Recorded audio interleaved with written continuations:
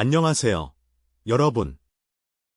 여러분의 마음속 깊은 곳을 함께 들여다보고 우리 삶의 진정한 변화를 이끌어낼 칼 융심리학자 이서연입니다.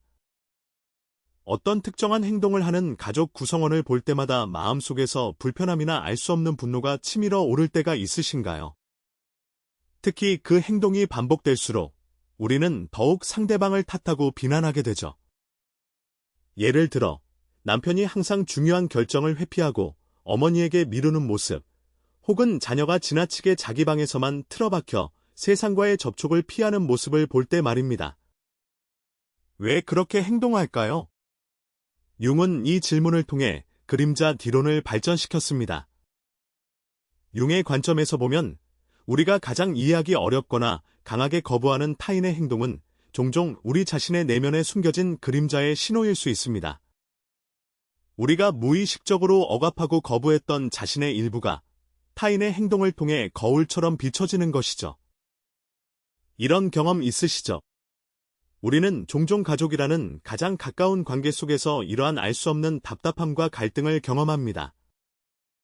가족이니까 사랑하고 이해해야 하는데 왜 어떤 순간에는 그렇게까지 미워지고 거부감이 드는지 도저히 이해할 수 없을 때가 많습니다. 마치 거울을 보듯 불편한 진실과 마주하는 것 같은 기분일지도 모릅니다. 하지만 융의 그림자 이론을 이해하고 적용하면 이러한 답답함과 갈등을 완전히 해결할 수 있습니다. 오늘 이 시간을 통해 여러분은 그 누구도 알려주지 않았던 가족 관계의 비밀을 깨닫고 그림자를 통해 진정한 치유와 성장을 이룰 수 있는 길을 발견하게 될 것입니다. 이 영상이 여러분의 내면과 가족 관계에 새로운 빛을 비추는 귀한 시간이 되기를 바랍니다. 시작하기 전에 여러분의 소중한 구독과 좋아요로 이 채널을 응원해 주시면 감사하겠습니다. 이 메시지가 더 많은 분께 닿을 수 있도록 도와주세요. 자, 그럼 우리가 가족 안에서 경험하는 그림자의 신호들은 구체적으로 어떤 모습으로 나타날까요? 오늘 이 영상을 통해 그 본질적인 문제와 구체적인 행동 패턴, 그리고 그로 인해 발생하는 정서적 결과들을 심층적으로 분석해보고자 합니다. 첫 번째, 그림자의 본질과 가족 내에서의 발현입니다. 융이 말했듯이 그림자는 우리가 의식적으로 인정하고 싶지 않거나 사회적으로 용납되지 않는다고 생각하여 무의식 속으로 억압한 우리의 성격 특성, 욕망, 감정, 생각 등을 의미합니다. 이는 단순히 나쁜 것이 아니라 우리가 잠재적으로 가지고 있지만 미처 개발하지 못했거나 의식적으로 거부한 모든 것들을 포함합니다.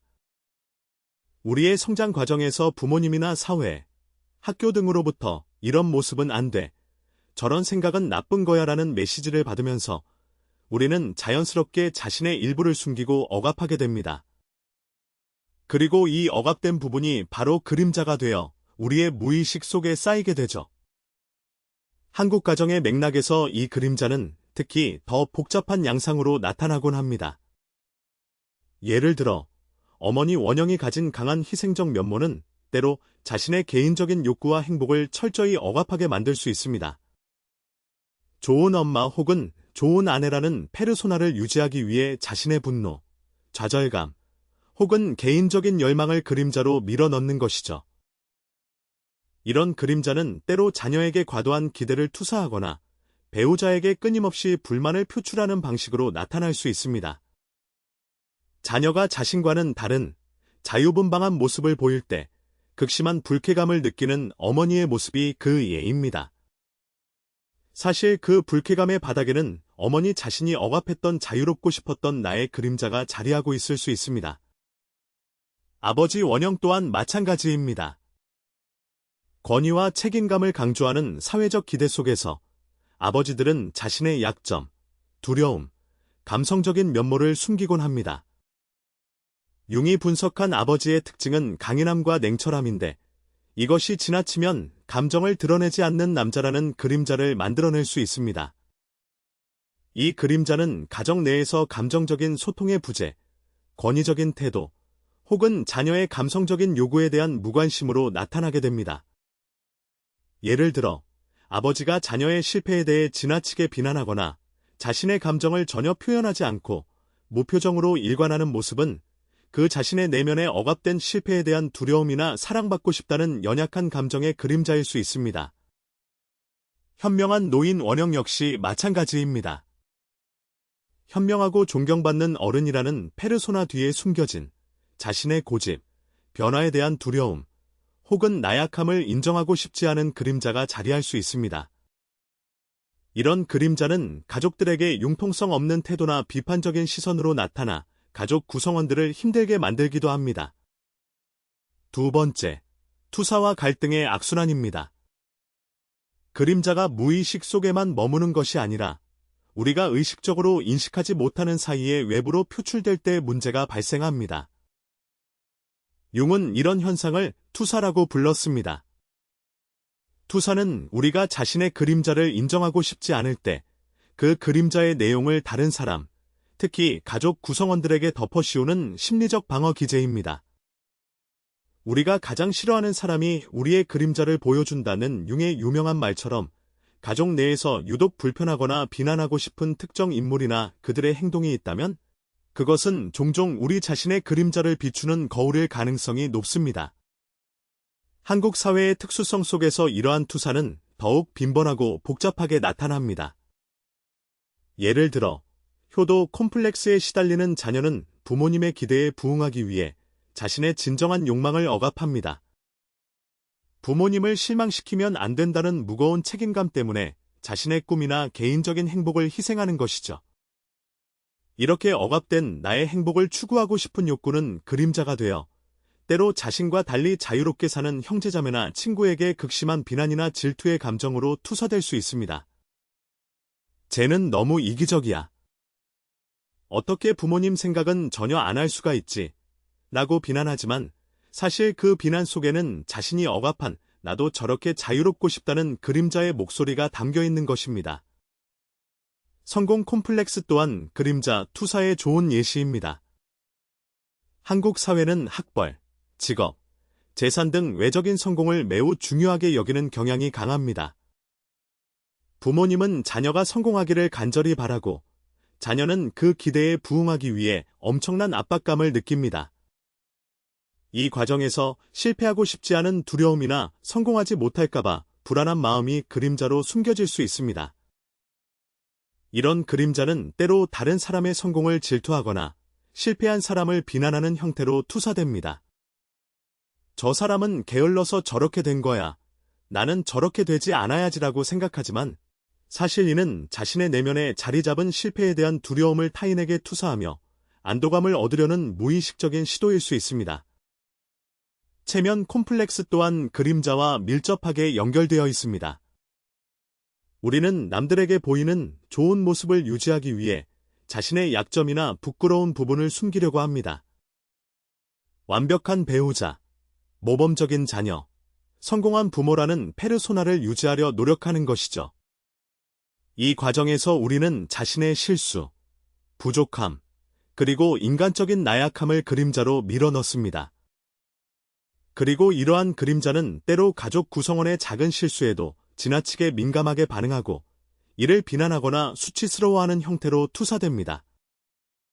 예를 들어, 자녀가 학교에서 작은 문제를 일으켰을 때 부모가 마치 자신의 명예가 실추된 것처럼 분노하는 모습은 부모 자신이 억압했던 완벽하지 않아도 괜찮다는 그림자의 외침일 수 있습니다.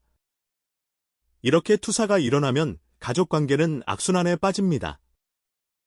한 사람이 자신의 그림자를 다른 사람에게 투사하면 투사의 대상이 된 사람은 자신의 의도와는 무관하게 죄책감, 수치심, 혹은 분노를 느끼게 됩니다.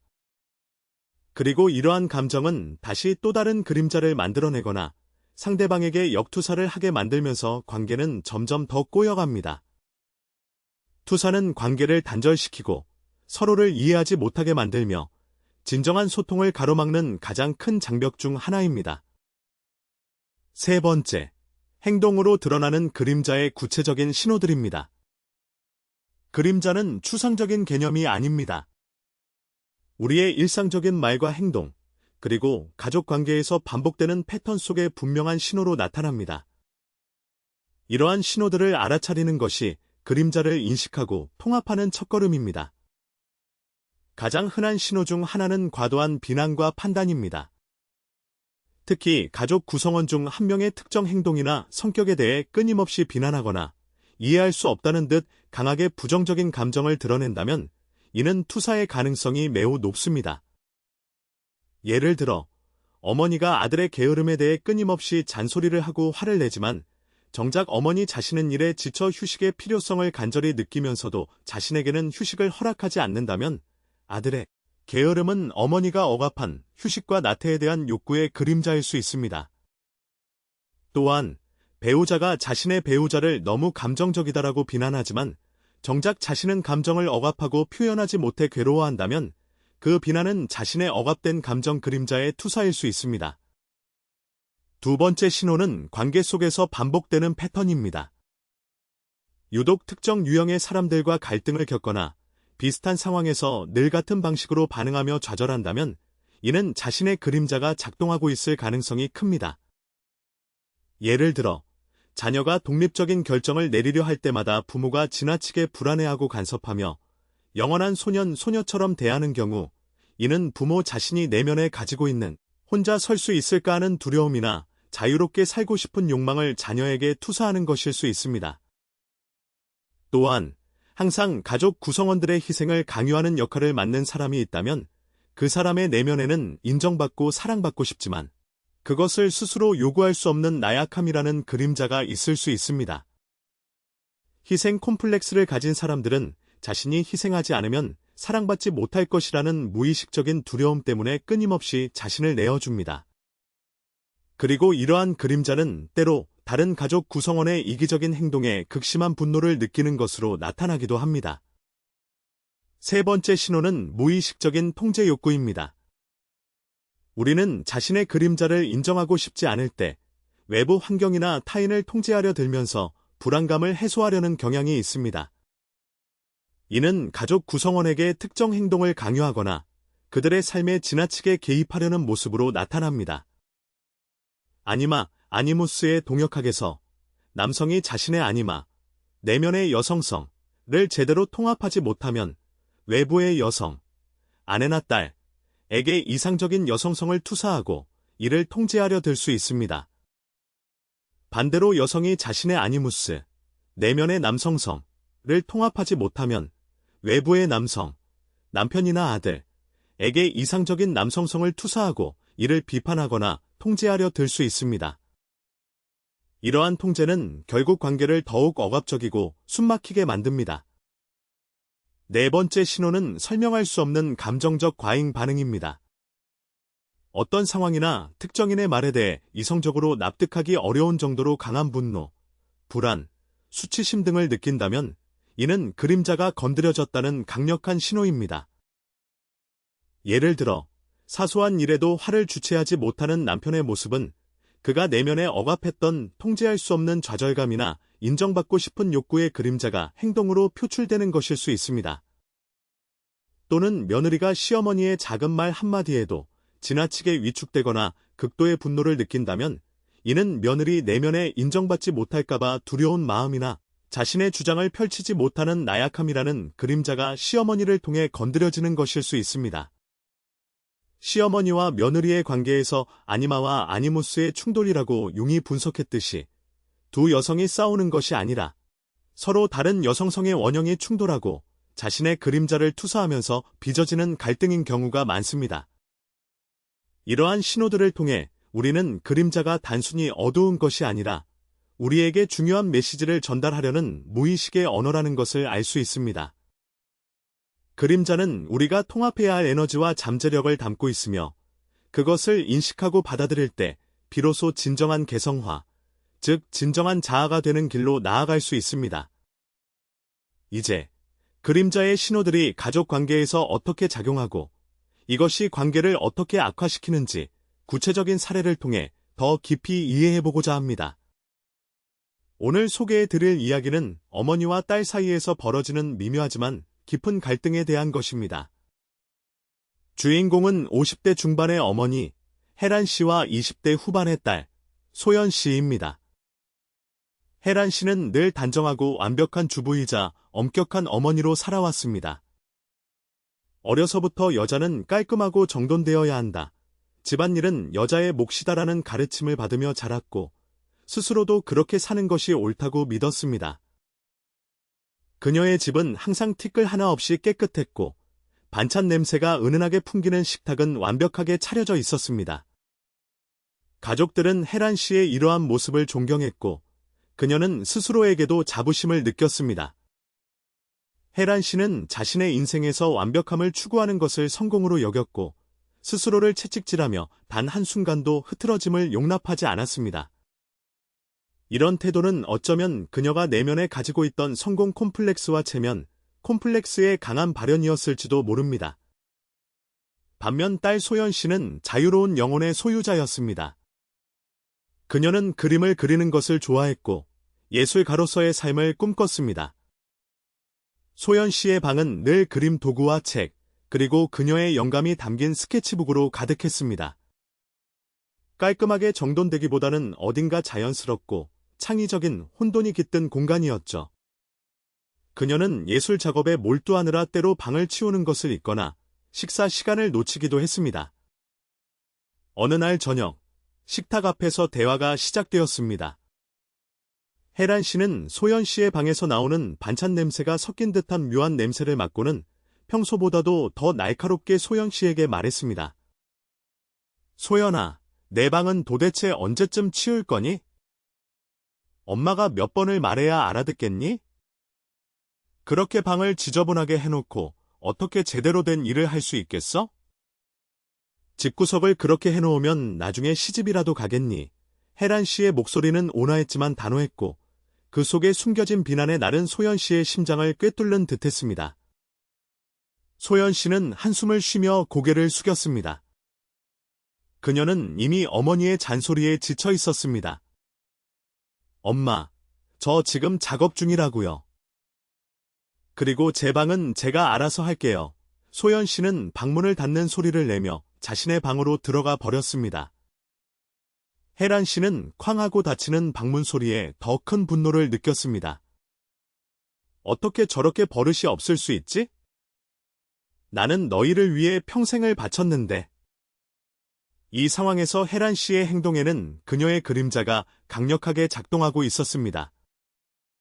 혜란 씨는 평생을 타인의 시선과 사회적 기대에 맞춰 완벽한 여성이라는 페르소나를 유지하기 위해 자신의 욕망, 즉 게으름을 피우고 싶은 욕구, 자유롭고 싶은 욕구, 완벽하지 않아도 괜찮다는 나약함을 철저히 억압해왔습니다. 그녀는 늘 다른 사람을 위해 자신을 희생하며 살았고, 그러한 희생을 통해 가족의 인정을 받고자 했습니다. 이것은 전형적인 희생 콤플렉스의 발현이기도 합니다. 자신의 내면에 억압된 휴식하고 싶은 마음, 자유롭고 싶은 마음, 남들의 시선에서 벗어나 내 멋대로 살고 싶은 마음이 그림자로 숨어버린 것이죠.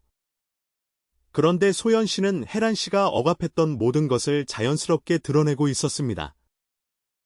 예술을 위해 방을 정리하지 않고 자신의 작업에 몰두하며 식사 시간을 잇는 소연 씨의 모습은 혜란 씨의 그림자를 정면으로 비추는 거울과 같았습니다. 혜란 씨는 소연 씨의 자유로움과 혼돈을 보며 자신의 억압된 그림자와 마주했기 때문에 극심한 불편함과 비난의 감정을 느꼈던 것입니다. 그녀의 비난은 사실 소연 씨를 향한 것이 아니라 자신의 내면에 억압된 그림자를 향한 자기 비난이었습니다. 내가 왜 그렇게 살지 못했을까? 내가 이렇게 살면 안 돼. 라는 무의식적인 목소리가 소연 씨의 행동을 통해 터져 나온 것이죠. 융은 이런 상황에서 그림자를 인식하는 것을 제안했습니다. 저는 혜란 씨에게 상담을 통해 이 상황을 설명했습니다. 어머니, 소연 씨의 게으름이 정말 소연 씨의 문제라고 생각하십니까? 혹시 어머니께서는 평생 단 한 번도 흐트러짐 없이 사셨는데 그 완벽함 뒤에 숨겨진 잠시 쉬고 싶다는 작은 소망은 없으셨나요? 소연 씨가 보여주는 모습이 어쩌면 어머니의 무의식이 갈망하는 자유와 휴식의 그림자일 수 있습니다. 나는 너희를 위해 평생을 바쳤는데라는 말씀 속에 어머니의 희생 콤플렉스와 그 뒤에 숨겨진 그림자가 보입니다. 처음에는 혜란 씨가 강하게 부정했습니다. 저는 그런 생각 한 번도 해본 적 없어요. 저는 제 가족을 위해 사는 게 너무나 당연한데요. 하지만 저는 부드럽게 그녀의 마음을 두드렸습니다. 어머니, 사람의 태도를 바꾸는 것은 설교가 아니라 자각입니다. 융의 말을 인용하며 그녀 자신의 내면을 들여다볼 시간을 주었습니다. 혜란 씨는 점차 자신의 어린 시절, 늘 완벽해야 한다는 강박 속에서 놀고 싶고 쉬고 싶었던 자신을 억압했던 경험들을 떠올리기 시작했습니다.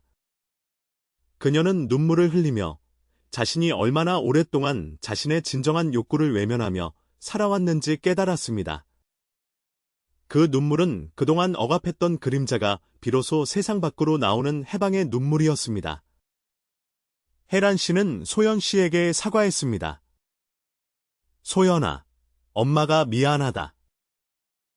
내 방을 치우라고 했던 건 사실 엄마가 내 자신한테 화가 났던 것 같아.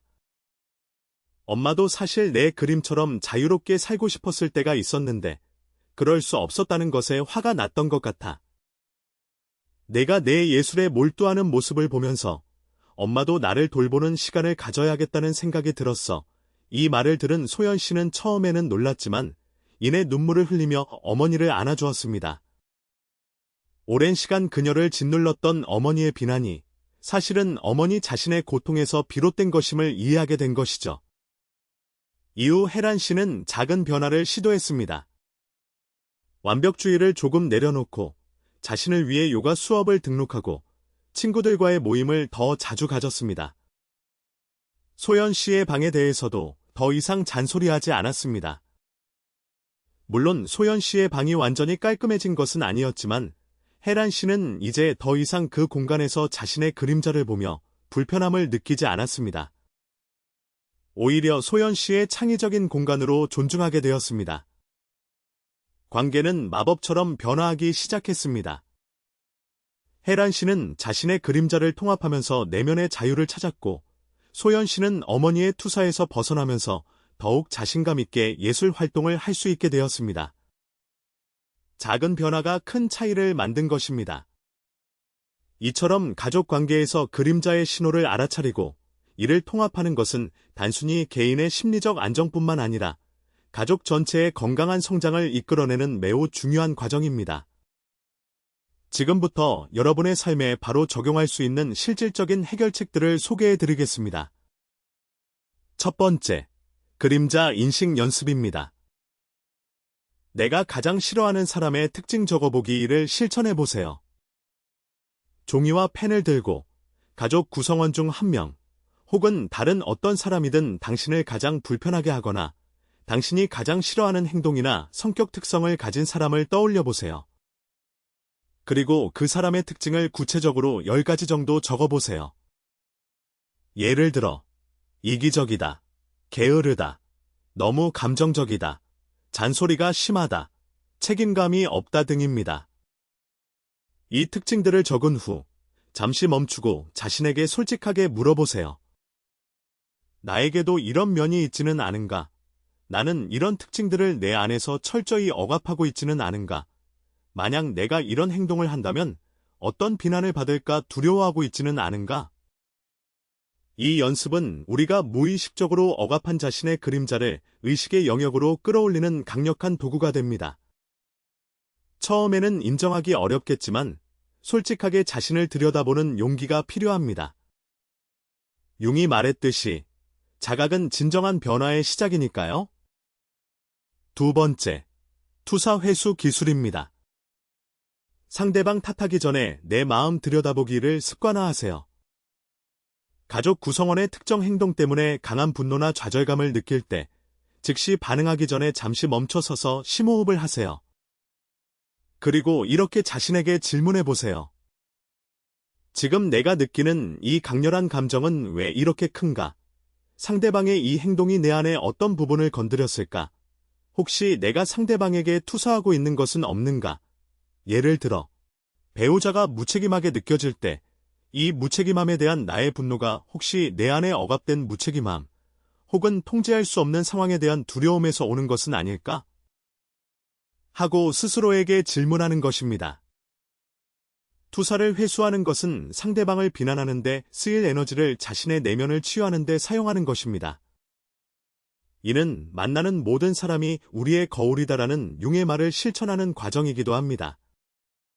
세 번째, 그림자와 대화하기 연습입니다. 그림자는 단순히 나쁜 것이 아니라 우리가 삶에서 놓치고 있던 중요한 에너지와 정보를 담고 있습니다. 자신의 그림자라고 인식된 부분을 발견했다면 그 그림자에게 말을 걸어보세요. 눈을 감고 그림자를 상상 속에서 형상화해도 좋고 글로 써도 좋습니다. 너는 내게 무엇을 말하고 싶니? 내가 원하는 것은 무엇이니? 내가 너를 어떻게 이해하고 받아들일 수 있을까? 이 과정은 무의식적인 갈등을 의식적인 대화로 바꾸어 통합을 돕습니다. 예를 들어, 게으름의 그림자를 발견했다면 그 게으름에게 너는 내게 어떤 휴식을 원하는가? 혹시 너무 지쳐서 쉬고 싶은 것은 아닌가? 하고 물어볼 수 있습니다. 이 과정에서 우리는 그림자가 단순히 파괴적인 것이 아니라 우리의 삶의 균형을 찾아주려는 지혜로운 안내자임을 깨닫게 될 것입니다. 네 번째, 관계 경계 설정입니다. 그림자를 인식하고 투사를 회수하는 것만큼 중요한 것이 바로 건강한 경계를 설정하는 것입니다. 특히 한국 가정에서는 우리라는 공동체 의식이 강해 개인의 경계가 모호해지는 경우가 많습니다. 엄마가 해줄 수 있는 건 여기까지야.